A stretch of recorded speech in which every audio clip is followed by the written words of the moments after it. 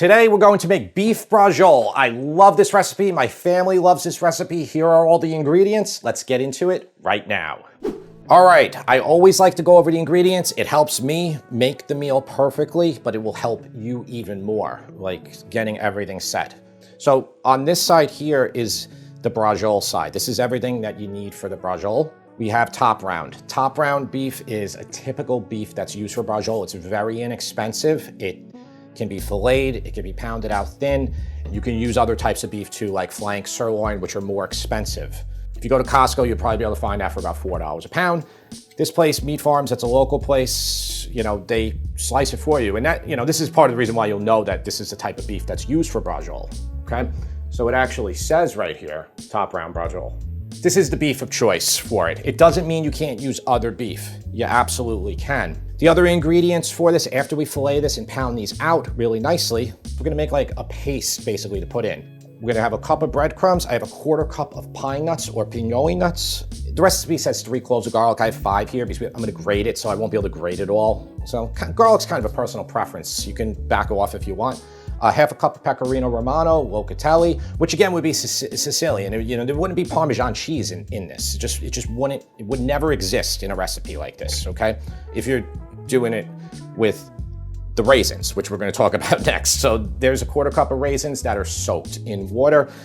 If you don't like them, I'm just gonna say right off the bat, please just omit them, okay? But I do think you should try it. Maybe do a couple with the raisins if you're a little apprehensive. We also have 1/2 cup of parsley. All of this is just gonna make a paste. It's gonna go in there. We're gonna tie it up. You could toothpick it up, or we can use string if you like. All right, let's talk about the sauce. Sauce is gonna be very simple. It's always gonna be simple when you're making Italian food. I have olive oil, that'll start our sauce. We have medium onion that I diced, and then 5 cloves of garlic that I minced.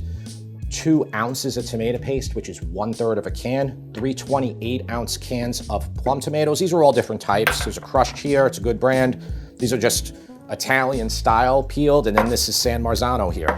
It doesn't matter, it's gonna be good. It's all gonna be great because we're cooking the braciole in the sauce. I have a little bit of water here. If our sauce is too thick after the braising process, we can just thin it out with a little bit of water. You could also thin it out with a little bit more red wine. So that leads me to this final ingredient, red wine. I have a cup here. We're gonna use 1/2 cup for deglazing the braciole, and then we're also gonna use 1/2 cup for the sauce itself. So it's a cup here. Let's get into filleting this, pounding it out, rolling it, and searing it right now. You can do this either way, but if you wanna just follow me exactly, start making your sauce first. All right, we're gonna heat this up. I have a Dutch oven. This is a 6-quart Dutch oven. Heat it up to medium heat, maybe a touch less than medium heat. I have olive oil. This is extra virgin, but you can use regular olive oil too. I'm just gonna coat the bottom here. Okay, that's what we're putting in. We're putting in a coat the bottom amount, all right? If you wanna get specific, the recipe says a 1/4 cup. Here are our onions.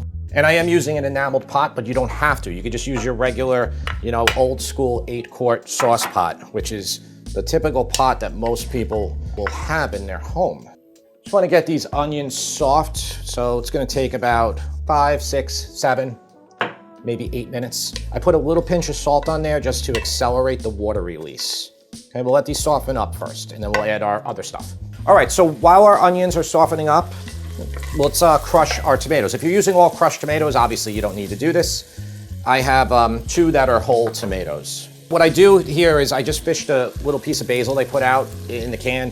Just make sure your hands are clean, all right? You could put gloves on if you want, but you don't need to. And then all you do to crush these is you just use a shield hand and then a crush hand. The shield hand is gonna stop it from going all over your really nice shirt. Okay, so the onions are nice and soft. All right, I really don't wanna put any color on them, so just keep your heat fairly low. And now here is the garlic. All right, so I'm just letting this garlic just get nice and soft just for about a minute or 2 till it gets fragrant. And then here's our tomato paste, just 2 ounces, that's it. Can you not use tomato paste? Yeah, of course you can. But since we're making Sicilian style food, I don't think you would ever not use paste, right? They use the most paste of all, of everybody. That's what I've heard. I just always like to have a little paste in my sauce. I like it. Okay, so what I'm doing is I'm just gonna fry this paste up for about 3-4 minutes. Okay, so here it is after about 3 minutes. Looking nice. Smelling great. I'm going to put in a half a cup of dry red wine. What wine is this, Tara? What was it, Merlot, Cabernet? This is a Syrah. Syrah. Yeah. So I'm gonna use half of that right now. We'll save the other half for deglazing after we sear up our braciole. If you can't use wine, just omit it. Just completely omit it. I'm just gonna turn that heat up a little bit, and then you can just kind of clean the bottom of your pot with the flat edge of a wooden spoon. That's why I always like this type of spoon. Okay, it's completely clear. Now let's get all of our tomatoes in. That's one of the cans from before. This is a crushed one, Sclafani. I love this one. It's just very good tomato value price-wise. I don't know the price because we always get them locally, but they're not bad on Amazon. It's in my Amazon shop, the tomatoes. All right, look, I wanted to show you because I didn't crush these. These are the San Marzano ones, so we'll put them in whole. See that huge basil leaf? This one right here, this big thing? I don't want that in there, so I'll take it out. If a little bit gets by, it's okay. You could use your meat masher here. Now this is something I do think is worth it. It's only like $6, and I use it for meat all the time, but you can also just put all your plum tomatoes, whole ones in here, and just crush it with this if you don't want to get your hands like messy. All right, so I'm just gonna bring this up to a simmer, okay? Okay, this is already thick, very thick, I can tell, so I'm just gonna put in my half a cup of water now. If you think it's thin for you, just hold this off till later. Okay, am I going to put in any carrots or baking soda or sugar? No, I'm not. I barely ever do. Number one, we're making braciole with raisins in it today, which is already a lot of sweetness in there. You don't need to do it, but the fixation with always trying to take acid out of this, I think is overblown and not needed, provided you're using a quality tomato. But we'll taste it. We'll taste it after it cooks for a while. What I want to do right now is bring this to a simmer. Okay, and I'm gonna do this over here so I can start preparing the braciole. Just heat up the pan. The recipe says medium heat. That assumes you have the paste already. I'm just gonna heat it really low right now so I can just grate the paste over this without it burning. So I'm gonna put olive oil in the bottom of the pan. I don't know how much I have here in the recipe. What does it say? Quarter cup olive oil again. Again, coat the bottom type. Why am I looking at the recipe? Because I don't want you to be like, Jim, you didn't do the same thing in the video here that's in the recipe. Every video we make has a better recipe, instructions, and process shots on our website, okay? All right, so this is really low here. I'm just gonna grate this garlic in. And the reason I said I took 5 here is because I don't wanna grate my fingers, so I'm just gonna stop after a certain point, okay? Don't worry, it all gets stuck to the bottom and then you can just take it all out. Okay, I think that's a good amount right there. All right, now I can turn the heat up a touch more to about medium heat, but you gotta be careful, it will burn fast. Let's let this go for about a minute until it gets fragrant. Okay, so nice and fragrant. Here's the pine nuts. It's a quarter cup. I'm just letting these go in the oil for about a minute or two. Okay, so that's how they look, which, is good. You're not gonna really burn these with the oil, but you do have to watch them. Just don't have your heat too high. Here's our breadcrumbs. This is 1 cup of breadcrumbs. We're probably gonna make more stuffing than we need, but that's kind of the nice thing about this. You can, say you want to, instead of 2 pounds of beef, you want to use 3 pounds. It's easy to do. This is a little bit more than a half a cup, so I think that's good. Here's the raisins. I drain them, okay? You don't have to take all the water out of them. You can chop these if you want smaller pieces of it. Okay, just mix this together. Turn off the heat, okay? Heat's off now. Just taking the back of my spoon and kind of breaking up any large clumps. And then here's the pecorino romano. That's a half a cup grated, which I think we need a little bit more than that, maybe a touch more. So let's mix this together. Let's taste it. Let's get it right. Not adding any salt to this because we will season the beef itself, and pecorino is quite salty. I think I used too much breadcrumbs. I'm just gonna put a little bit more oil in too, just to try to stiffen it up a bit. Let's pull this off, and now we're gonna finally get to the point where we pound out the meat. You're gonna have to pound it straight on the board anyway. We'll use plastic wrap, but you can put your meat straight on your good board. Here's the meat right here. You can see it's about this thick. Unless you have superior knife skills, way better than me, maybe go initially like this. All right, I'm gonna try to do it. We'll see how I do, but there's no way I'm gonna be successful doing this the whole way. All right, so I'm taking my knife, flat edge of my knife here, and I'm going like this. Now your knife has to be very, very sharp. So see, like I'm opening it up like a book here, but it already kind of disconnects here, the meat itself. So don't know how successful I'm gonna be. So this is definitely the thicker side here, so I will turn this into little ones, and just want to show you, we'll do a big one and we will do a little one. Set it up right next to your cutting board here like this, and then you can pull. Here's our meat, just like that. Boom. We are now going to pound the beef. All right, we're just going to take this, not the sharp side here, this side here. Okay, I did a little bit more. It's this little tail here. Don't worry, we'll use that for another piece. This is what we have. So basically, if you want to like square this up here, this piece is probably going to break off anyway. You could cut this little part off, use it, make a little one. Same thing here. You can make a littler one. All right, so what I'll do is right about here, will be there, right about there. So same thing. I'll just put plastic under here. I'm gonna make it just a touch bigger, and then we'll do the little ones, and then we're gonna do the rest of them. It was 1.7 pounds of top round London broil that I made really thin, okay, into all these thin pieces. You could secure them with either string, butcher string, or toothpicks. Toothpicks are good for the smaller ones. I prefer the smaller ones. Basically, the bigger one is kind of when you're making just braciole, but the smaller ones are like you add them with your meatballs, your sausage, in your massive pot of sauce. Stuffing, put it in kind of like the middle area. It's been about 20 minutes, so the stuffing's cool now. So I kind of like leave at least a ½ inch around the sides. And you can put more if you want to. Like, you don't have to do a little bit. For the bigger ones, I'll do more. Yeah, and again, you know, if you want prosciutto, you put a nice slice of prosciutto there now. And then to roll it, it's very simple. Just roll it up tightly. Just like that. 3 strings on this one. Okay, 1 time around, 2 time around, and now my knot will hold. It won't go anywhere, and then now I can just secure it with that. I think I probably will need to use a couple more here. This is a big one, so like leave about that much, I would say. Yeah. Yeah. Okay, so these are really small ones. Now, the meat, like, can you cut this a little bit, do a little bit of surgery here? You can. If you have the meat, you can just throw this right in your sauce, a little piece of it, which will be fine.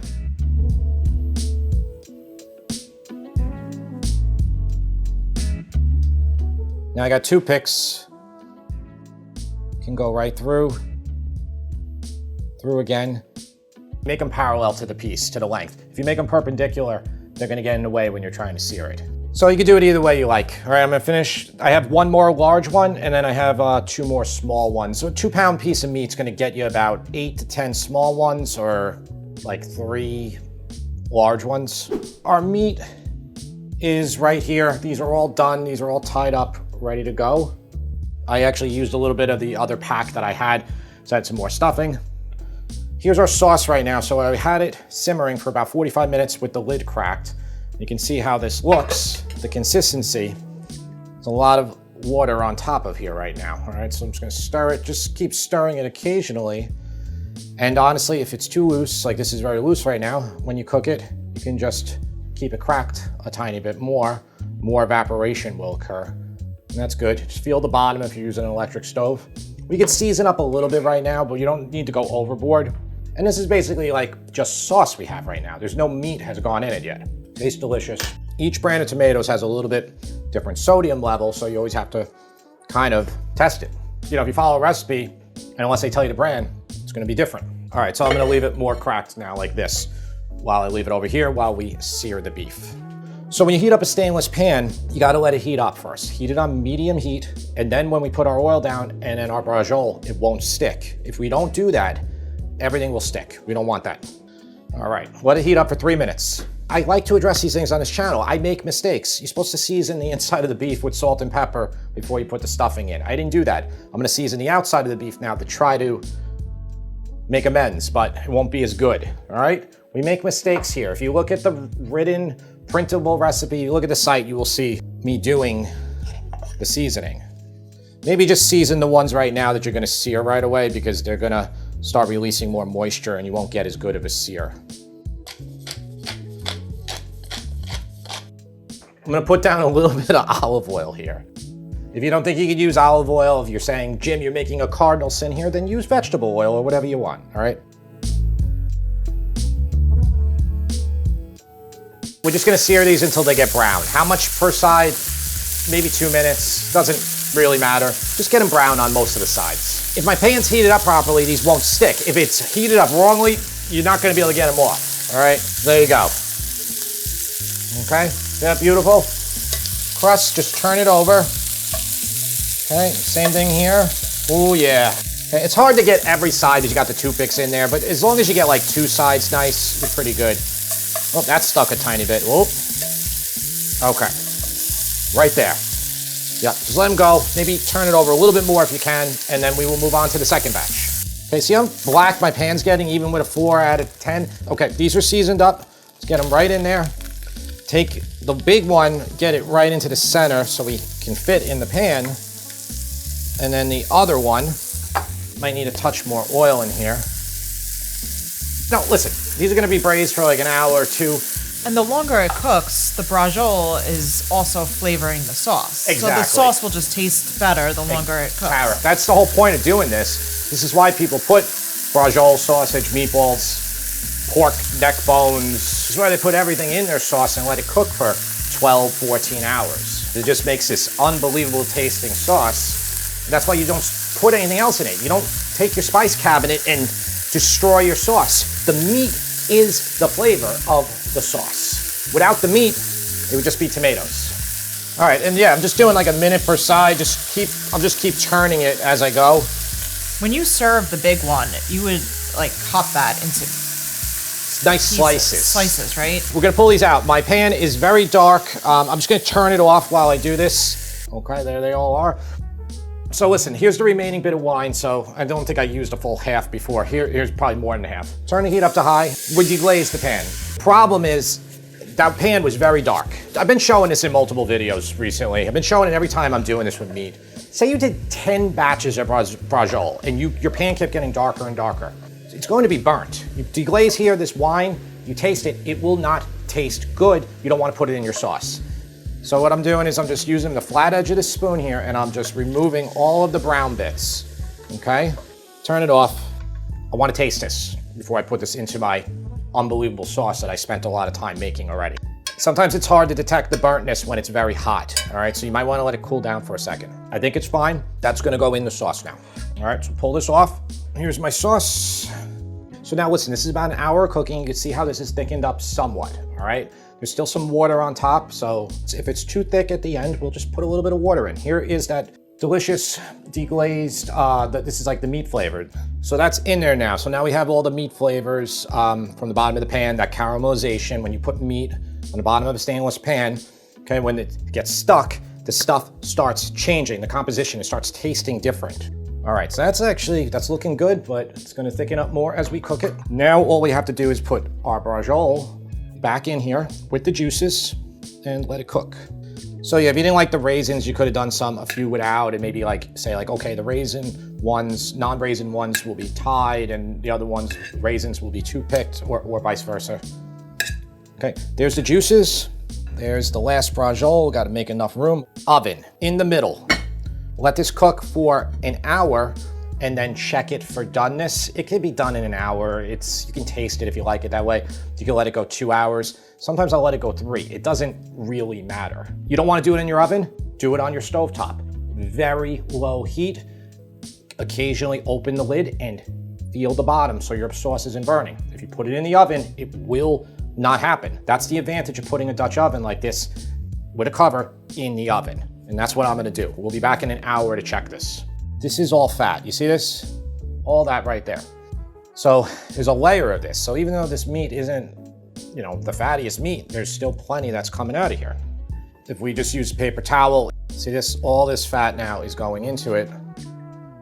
And it's fat that's there, okay? That's not sauce. It's like a tiny bit of sauce, but it's mostly fat. I'm gonna put the cover back on and I'm going to cook it for another hour.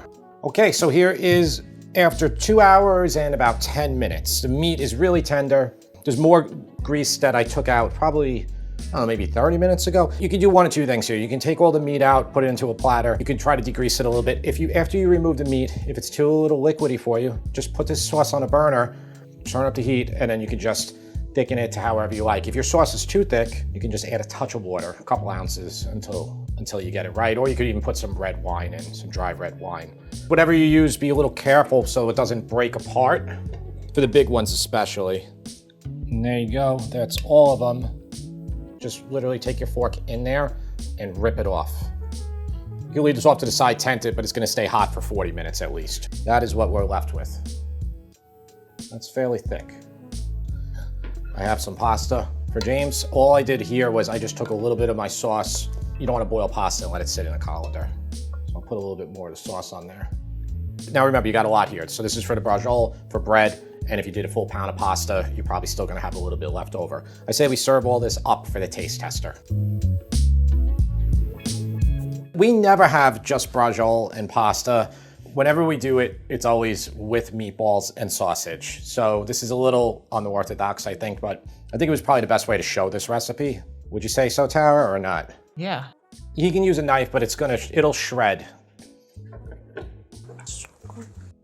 Well, at least we know the bread is good. Yeah, I know, which I didn't make. That's the thing you didn't No, I'm make. talking about the sauce. The sauce. The sauce? The sauce. The sauce. Make sure you season your sauce with more salt and pepper at the end if it needs it. How's the meat? You want more sauce? Is it good? Good. A little bit more sauce on there? Yeah, sure. Yeah, everything's very good. It's like a good way to make this meal. Like with the meat, the bread, and the pasta. You want to, after you stuff your face, you want to say anything about it? Yeah. I don't know if people want to just watch you eat for like 5 minutes straight. From how much I ate, I think you could tell where this is going. I gave we made shrimp and orzo earlier today. Two videos today. And I gave that a 10. I think this might be one of the first times I've ever given 2 10s for videos in a day. But I'm giving this 10 too. Nice. I wasn't expecting that. Yeah, I thought these are so, these dishes, both of them are so good. I thought because he gave the 10 on the orzo one, which I don't know which one will be out for you when you're watching this first. They're completely different because this is like a 5-hour cooking process from like preparing it, your sauce, the braciole, and cooking in the oven versus the shrimp and orzo is like 30 minutes. So, James, what did you like about the braciole? Do you taste anything inside of it? did you get any sweetness from anything in there? I taste raisins, pine nuts. It's very good. It's one of my favorite things. Yeah, it's one of my favorite things too. It's a little bit more labor than just throwing sausages into a pot. All right, James, anything else you want to say before we get out of here? Amazing dish. Thanks, buddy. All right, there you have it. 2 10s on, what's today's date that this happened? What was this magical date? President's Day, I got 2 10s. He feels like the president. That's right. That was a corny joke. That was a dad joke. That was cringe. No, anybody who uses the word cringe, I automatically don't worry about what they say. When somebody tells me I'm cringe for walking through the door, I'm just like, the only thing cringe is you look older than me and you're using that word, you know? That's what I say. Don't laugh at me. It's not cringe. Your all right? entrance is cringe. It's cringe? Yeah.